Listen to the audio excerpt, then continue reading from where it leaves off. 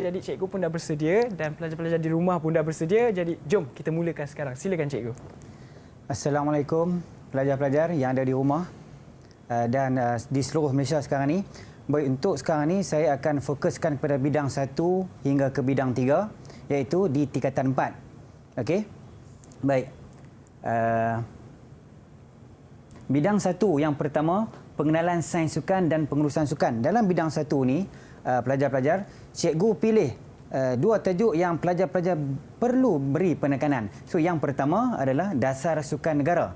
Dasar sukan negara terbahagi kepada dua, iaitu sukan untuk semua dan sukan prestasi tinggi. Baik, pelajar-pelajar, letak dalam kepala apa tu sukan untuk semua. Letak dalam kepala untuk semua golongan. Nampak ni cikgu tanda sini? Semua golongan. Tua, muda, lelaki, perempuan boleh terlibat dalam sukan ni. Okey. Bagi sukan prestasi tinggi pula, pelajar-pelajar ingat letak dalam kepala atlet. So, kata kunci atlet maknanya atlet berprestasi tinggi. Okey, sukan yang dia ceburi adalah peringkat tertinggi seperti MSSM, Sukma, Sukansi dan lagi tinggilah. Baik, cikgu ulang balik. Senang saja nak ingat sukan untuk semua golongan boleh terlibat untuk kesihatan dan kesejahteraan. Tetapi kalau untuk sukan berprestasi tinggi, pelajar ingat atlet. Okey, atlet yang bertanding pada peringkat tertinggi. Baik, ingat dulu. Seterusnya pelajar. Okey, dalam bidang 1 ni juga pelajar topik yang pelajar perlu kuasai, okey, adalah sistem pertandingan. Sistem pertandingan ni ada dua. Okey, yang pertama sistem kalah mati dan sistem liga. Kita tengok satu persatu dulu, iaitu sistem kalah mati.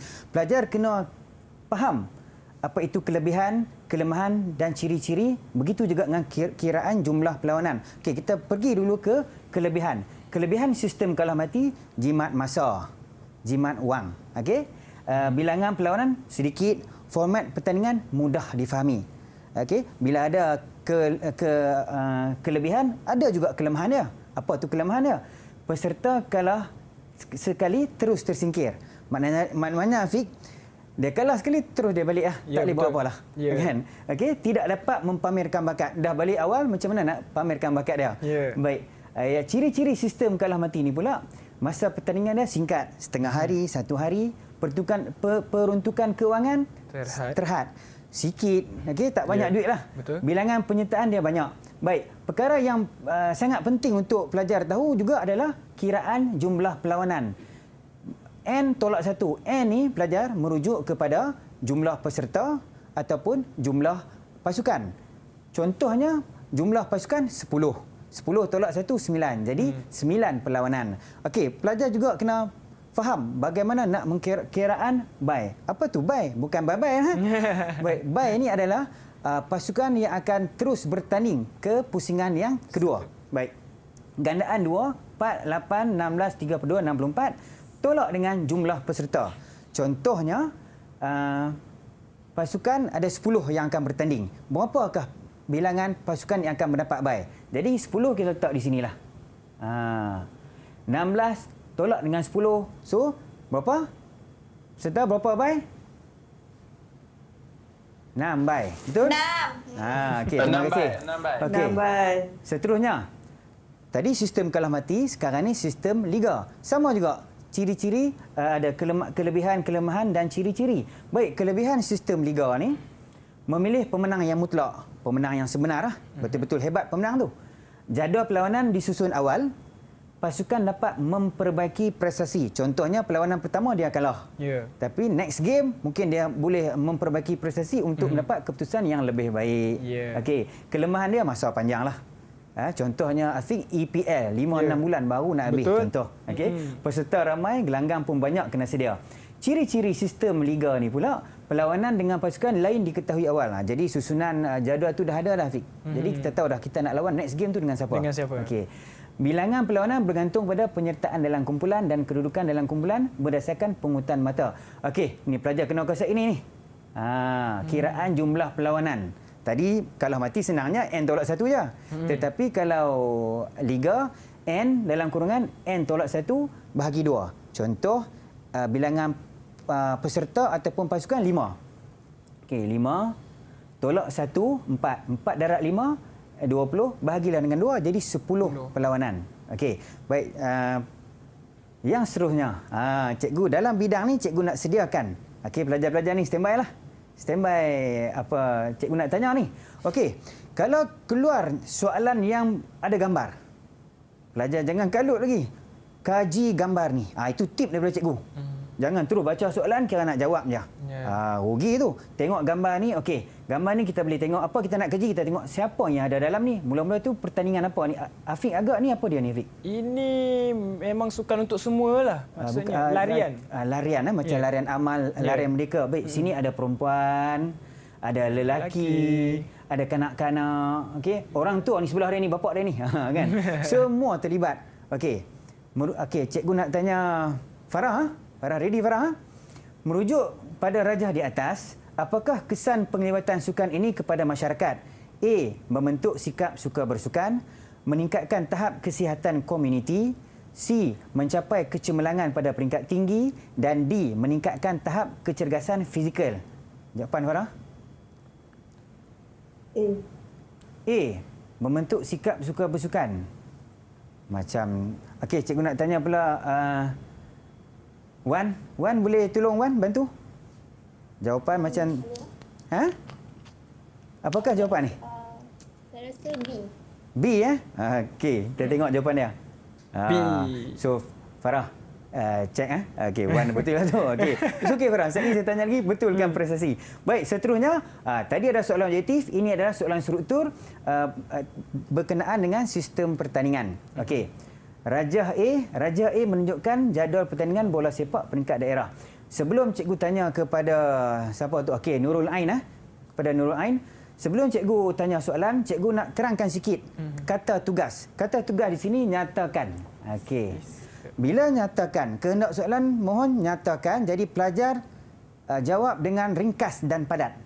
Bahasa cikgu straight to the point. Tak payah panjang lebar, tak payah panjang-panjang lah. Straight to the point. Macam point form. Okey.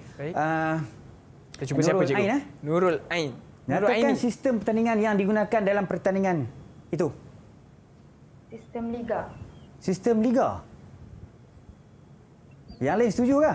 Yang lain setuju ke? Sistem liga. Okey, Wendy cik dia macam geleng kepala tu. Kalau mati. Kalau mati. Kalau mati. Gugup kot Nurul Ain sebenarnya dia tahu tu, dia gugup tu. Okey. Sistem kalah mati. Okey, nyatakan dua kebaikan ataupun kelebihan menggunakan sistem DA. Saya nak pergi pelang Nurul Ain. Naikkan semangat balik. Dua kebaikan menggunakan sistem DA. Kebaikan dia. Tadi saya terang ada 3. Apa bagusnya guna sistem pertandingan kalah mati ni? Siapa nak jawab? Menyimakkan masa. Menyimakkan masa, betul. Nanti kita tengok dulu. Jawab lagi. Dia nak 2 markah. Bagi 2 poin. Lagi. Okey, siapa nak jawab? Tambah lagi. Okay, siapa nak bantu Nurul Ain ni? Mimi? Menyimakkan kos. Menyimakkan kos. Okey, kita tengoklah. Jawapan. Menyimakkan masa ada tadi Nurul Ain jawab. Okey, satu lagi. Kalau Mimi cakap tadi menyimakkan kos pun boleh. Okey. Cuma jawapan saya di sini format pertandingan mudah difahami. Boleh je pun. Okey. Baik, soalan terakhir juga kata tugas nyatakan straight to the point. Nyatakan 2 pasukan pilihan ataupun seeded dalam pertandingan itu. Sebelum cikgu tanya, sebelum cikgu suruh kamu jawab, seeded ni adalah Afiq pasukan pilihan. Biasanya kita akan ambil Johan dan Naib Johan tu lepas. Okey, bila dia bertanding ke edisi sekarang, so dia adalah pasukan pilihan. Okey. Apa jawapan dia? Okey, lah ni siapa angkat boleh jawab ni? Yang mana satu pasukan pilihan?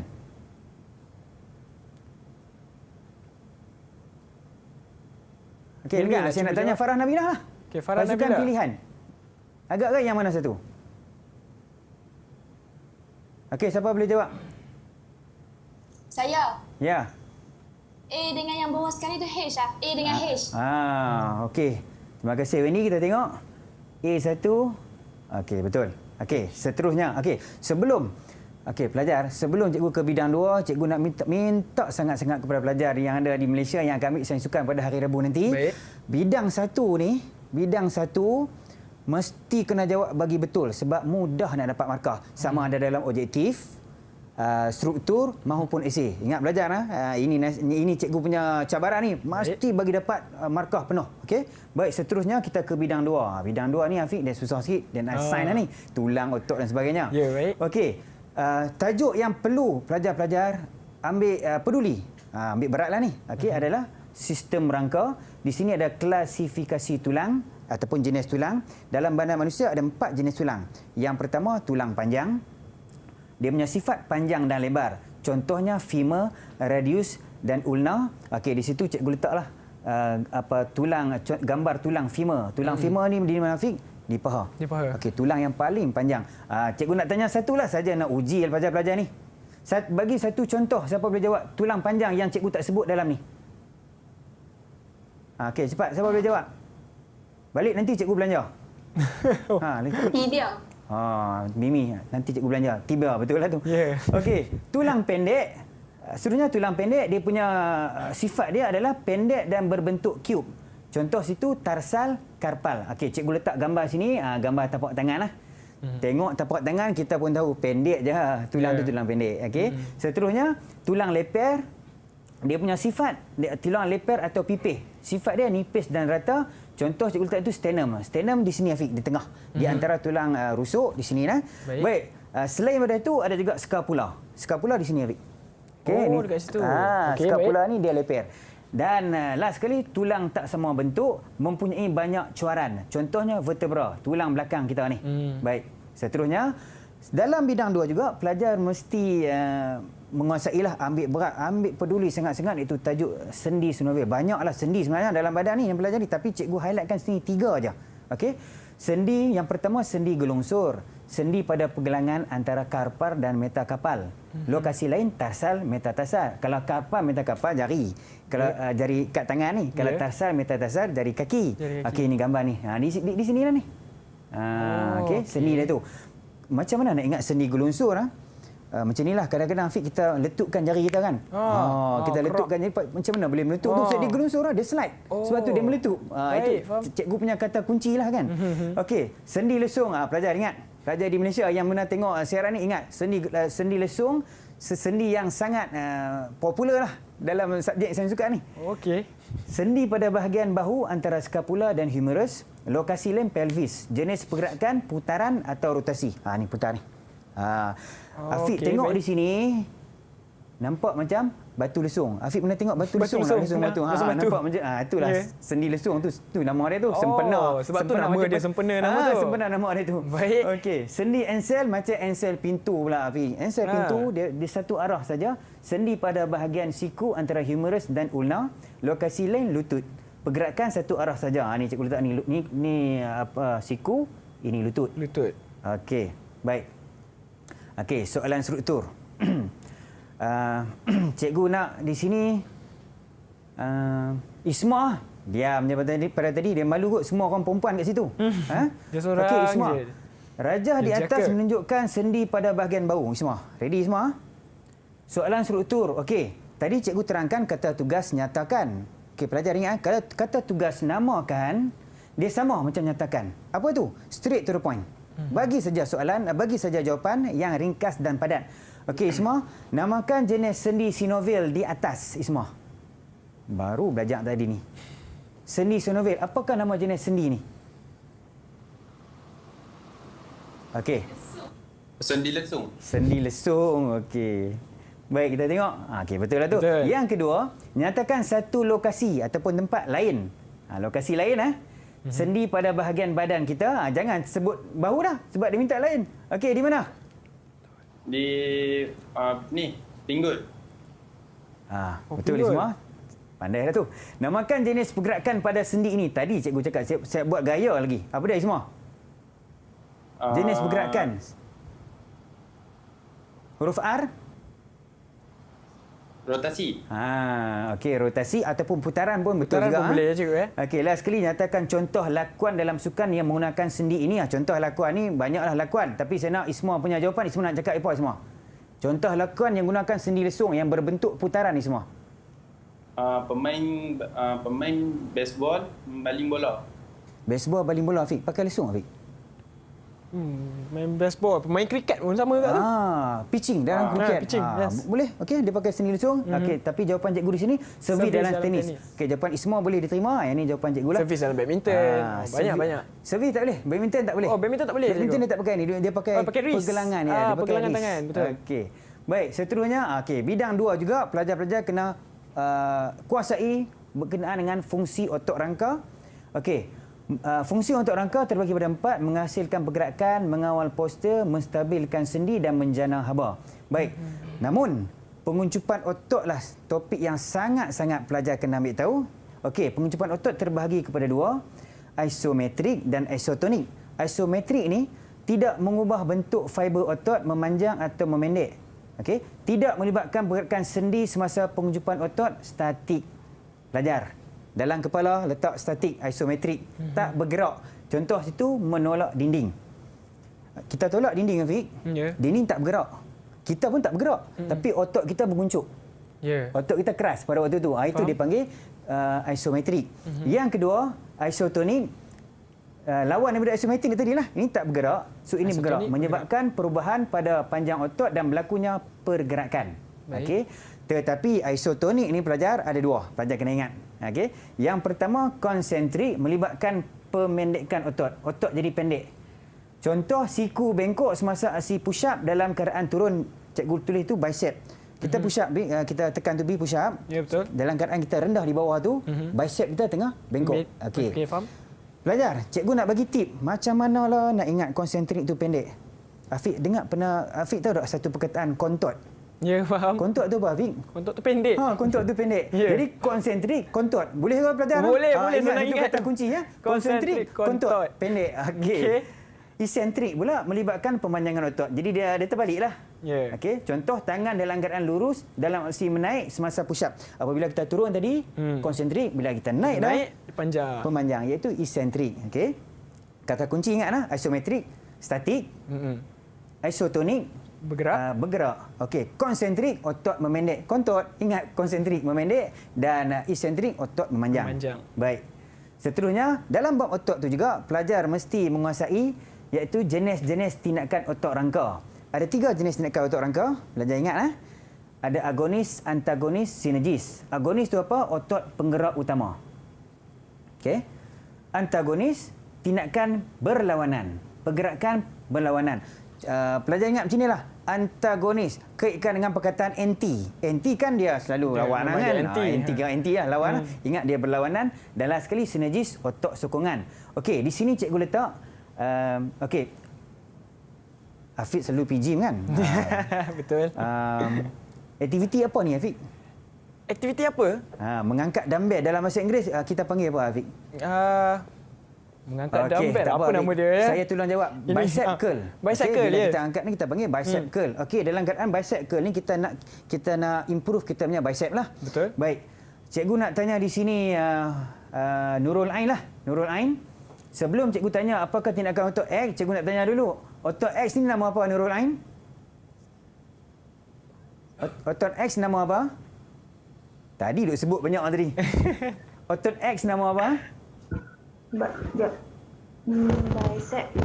Pandai. Bicep. Okey, apakah jawapan Ain? Pada aktiviti bicep curl, otot bicep ni bertindak sebagai apa? Agonis ke, antagonis ke, sinergis? Dia adalah otot penggerak. Dia adalah di tengah buat kerja ni. Agak-agak di mana jawapan kamu? Jawab je. Salah, kita belajar. Ya. Don't worry. Antagonis. Antagonis. Antagonis. Berlawanan, anti. Okey, kita tengok jawapan dia. Salah lah jawapan dia. Agonis sebab kita angkat ni otot bicep yang menguncup. Ya, jadi betul. dia adalah otot penggerak utama. Okey, seterusnya cikgu nak tanya dekat Wan lah. Wan. Otot Y ni nama apa? Nama tadi dia buat otot bicep belakang dia ni. Dia set juga. Tricep pandai. Okey, apakah jawapan dia? Apakah jenis tindakan otot ni semasa aksi? Dia antagonis. Pandai. Antagonis, pandai. Betul lah tu. Dah lah sekali cikgu tak perlu terang lah. Dan tentulah jawapan dia sinergis. Cuma cikgu nak tanyalah pelajar-pelajar yang ada dengan cikgu ni. Otot ni nama apa? Lengan kita yang cucuk BCG itulah. Otot ni nama apa? Cepat. Siapa boleh jawab? Tawaran buka ni nak belajar ni. Isma. Otot ni yang dekat lengan kita ni. Okay, what? deltoid. Pandai Deltoid. Wan, deltoid. Nanti balik cikgu singgah lenggung, cikgu belanja. Baik. Okey. Untuk pelajar yang ada semua yang tengok siaran ni, ingat kalau ditanya tentang nama otot, pesanan cikgu pastikan ejaan tu betul. Pastikan ejaan tu betul. Contohnya kalau disebut bicep, B-I-S-E-T, patutnya P. Bunyi macam nak betul bicep. Ya. Tapi salah, rugi. Kamu dah boleh jawab dah. Tapi kamu satu huruf kamu salah. Pastikan ejaan kamu betul. Baik. Seterusnya. Tajuk yang seterusnya adalah kawal atur sistem tubuh manusia. Okey, sistem saraf ni terbagi pada saraf pusat dan saraf periferi. Saraf pusat ni ada otak dan saraf tunjang. Saraf periferi ada autonomi dan somatik. Okey. Tapi dalam topik ni pelajar mesti cekap nak elaboratekan yang mana satu fungsi sistem saraf. Baik, kita tengok fungsi sistem saraf. Tengok gambar yang pertama ni. Okey, gambar yang pertama ni pemain softball ni dalam keadaan bersedia dalam nak memukul. Okey, pada waktu ni menerima dan menterjemah rangsangan. Penerimaan rangsangan menerusi reseptor dan tukar ke impuls sensori. Okey, baru bersedia. Contohnya Afiq, saya nak pukul bola, Afiq ada di sana. Afiq baru nak baling. Okey. Yeah. Pada waktu ni menerima dan menerima rangsangan. Baik pelajar, gambar yang kedua. Okey, pelajar tengok gambar betul-betul. Nampak tak bola ni? Bola tengah on the way, kan? Tengah travel ke arah pemukul. Sama ada tinggi, rendah, dia sedang melihat bola itu datang ke arah dia. Okey, pada waktu ni mengintegrasi rangsangan yang diterima. Okey, mengintegrasi rangsangan yang diterima, proses integrasi impuls sensori dengan impuls motor yang berlaku di otak. Okey, akhir sekali bila bola tu dah sampai, dia akan pukul. Yeah. Dia akan terus membuat pukulan, mencetus pergerakan motor. Senang ingat macam inilah. Motor kan bergerak, naik motor bergerak. Ingatlah kalau motor ni dah bergeraklah, okey, menghasilkan pergerakan setelah menterjemah rangsangan. Okey. Kita tengok soalan esei. Tadi cikgu dah bagi objektif, cikgu dah bagi struktur, kita tengok esei. Baik. Soalan ni cikgu nak okey, Mimi. Standby ya Mimi ya. Rajah 12.1 dan rajah 12.2 menunjukkan aksi seorang pemukul dalam keadaan bersedia melakukan pukulan dan ketika melakukan pukulan dalam permainan softball. Okey, rajah 12.1 bersedia melakukan pukulan. Rajah 12.2 melakukan pukulan dah. Okey, Mimi ya. Jelaskan dua mekanisme pemprosesan saraf yang berlaku pada situasi pemukul dalam keadaan sedia dan seterusnya ketika melakukan pukulan. Pelajar, tengok part markah. Bila menjawab soalan esei, kena tengok peruntukan markah yang diberikan. Jangan kira nak jawab terus ya. Tengok dulu markah dia minta 4, so kita bagi. 12.1 ada satu fakta, ada huraian. 12.2 pun sama. Okey Mimi, jawablah fakta dan huraian untuk 12.1 Mimi. Untuk rajah 12.1, menterjemah dan menerima rangsangan. Okey, baru satu markah. Markah yang kedua? Huraiannya penerimaan rangsangan, menerusi pergerakan reseptor dan ditukarkan ke impuls sensori. Okey, kita tengok. Menerima, okey. Mimi dapat 2 markah dah kat situ. Sini satu. Okey. Mimi, untuk mendapatkan markah yang seterusnya Mimi, untuk rajah 12.2 apa dia Mimi? Fakta? Mencetuskan pergerakan motor. Okey, apakah huraian tu? Menghasilkan pergerakan setelah menterjemah rangsangan. Okey, kita lihat. So Mimi, 4 markah dapat. Wah, tahniah. Untung tu. Boleh A+ 4 markah ni. dah dapat. Okey, memang A+ ni. Yeah. Okey, tetapi Afiq, dalam soalan dalam jawab soalan betul nanti, tak payahlah tulis benda ni. Ini saja cikgu letak tu supaya kamu nampak. Baik. Fakta tu yang mana, huraian tu yang mana. Okey, seterusnya. Baik. Seterusnya cikgu, kita ada 10 minit lagi cikgu untuk cikgu terangkan keseluruhannya. Okey. Silakan. Sistem endokrina, pelajar mesti mengingat di mana kelenjar-kelenjar itu pituitari ada tumbuh saran, ada hormon yang dinamakan tumbuh saran. Tiroid pula ada tiroksin. Adrenal ada adrenalina dan pankreas ada insulin. Pelajar kena ingat fungsi ni. Tak payah ingat banyak-banyak. Satu kelenjar, satu je. Okey. Selain daripada itu, pelajar mesti mengingat di mana kedudukan kelenjar itu. Baik. A, pituitari. Okey, ni cikgu bagi tahu siap-siap ni. Kalau B apa? Pelajar? Thyroid. Okey. X. Adrenal. Adrenal. Hai, kamu ni. Salah tu. Pancreas. Label kena betul. Okey. Seterusnya. Fokus. Ke sistem kardiorespiratory iaitu bab jantung. Pelajar mesti mengetahui bahawa ada 4 ruang utama dalam jantung kita ni. Okey, 4 ruang utama, atrium kanan, atrium kiri, ventrikel kanan dan ventrikel kiri. Baik, atrium kanan terima darah yang kurang oksigen daripada seluruh tubuh. Ventrikel kanan mengempam darah kurang oksigen ke paru-paru untuk pertukaran gas. Atrium kiri terima darah, ventrikel kiri mengempam darah. Baik, macam mana pelajar nak ingat ni yang mana satu terima, yang mana satu pam? Kalau atrium, huruf T, atrium terima. Ingat, atrium terima darah. Senang. Okey? Baik. Untuk sistem peredaran darah ada 2. Pulmonary, sistemik. Kata kunci ni huruf P ni. Membawa darah oksigen ke paru-paru untuk pertukaran gas sebelum darah kaya oksigen kembali ke jantung. Okey. Siapa saya kata huruf P? P itu paru-paru lah. Darah tadi ni paru-paru, jantung, jantung, paru-paru. Itu je. Tapi kalau sistem kitaran sistemik membawa darah yang kaya oksigen ke seluruh tubuh. Okey, saya nak bagi kata kunci huruf T. Sistemik pula membawa darah jantung ke tubuh, tubuh ke jantung. Okey? Baik. Seterusnya sistem tenaga. Dalam sistem tenaga ni pelajar, kamu mesti menguasai ciri-ciri umum sistem tenaga. Okey. Cikgu di sini, cikgu nak highlightkan 3 saja ciri umum yang pelajar perlu kena ingat. Okey, bukan perlu ingatlah, yang mudah nak ingatlah. Yang pertama, keperluan oksigen. Anaerobik tak perlu oksigen. Ni ada huruf N ni, ada perkataan N. N ni kalau dalam bahasa Inggeris negative word. Negative word tidaklah, tidak oksigen, tak perlu oksigen.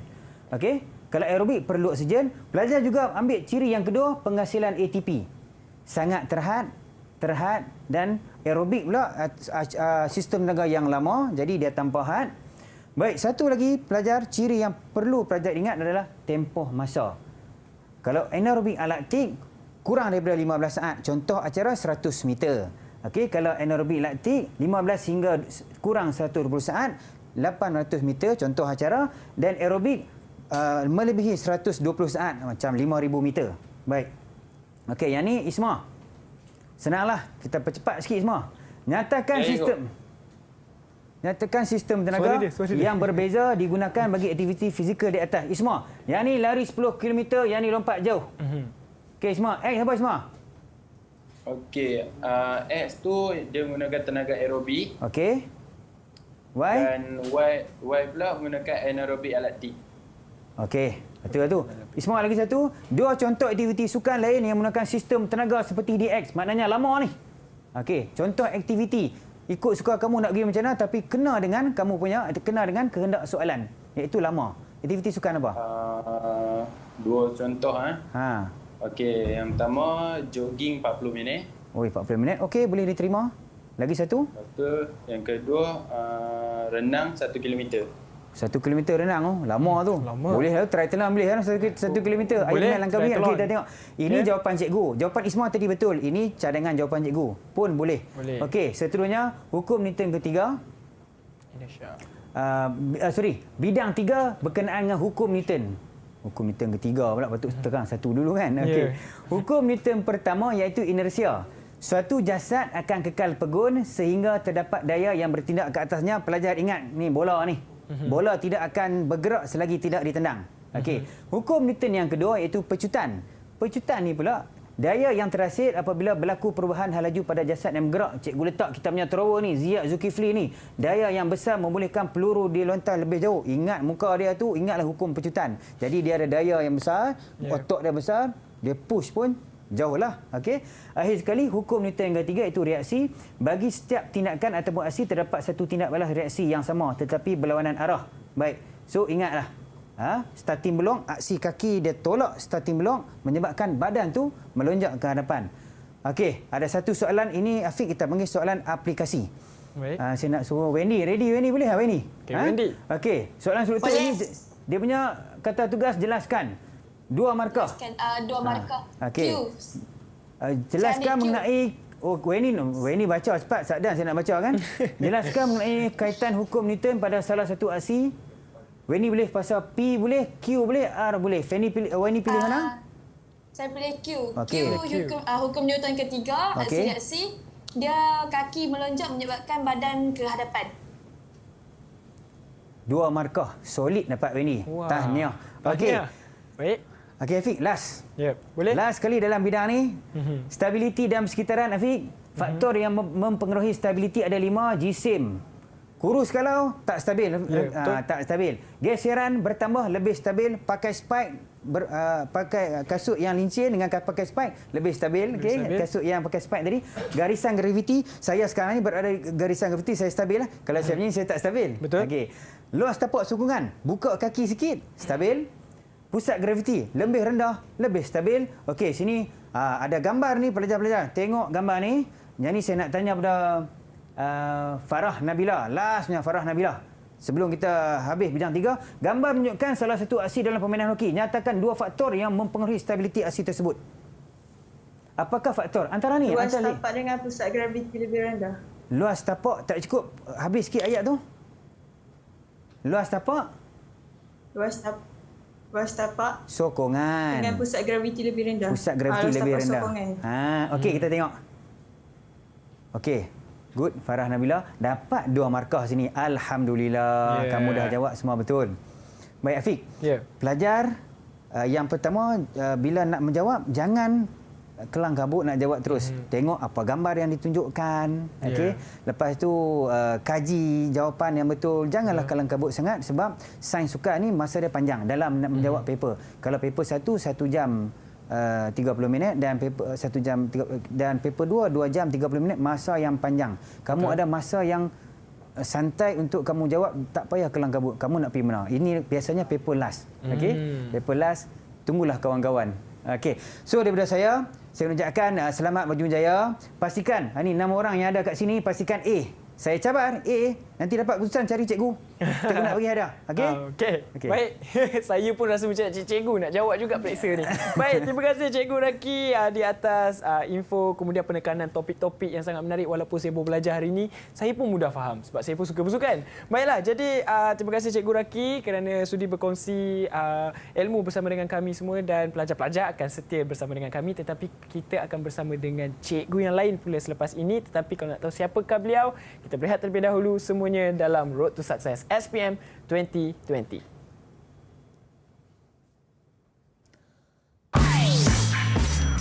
Didik TV KPM